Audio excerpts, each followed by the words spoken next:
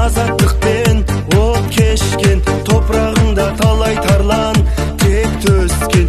Менің Дархан торғайымның даласы, шекарасы көкжиекпен шектескен. Алты алаштың дастаны дана торғай, бар қазақтың мақтаны дара торғай. Өзіңсің нұрлы арманым, жаралған әппақ бұлттарым, сезімді жүрекке салған.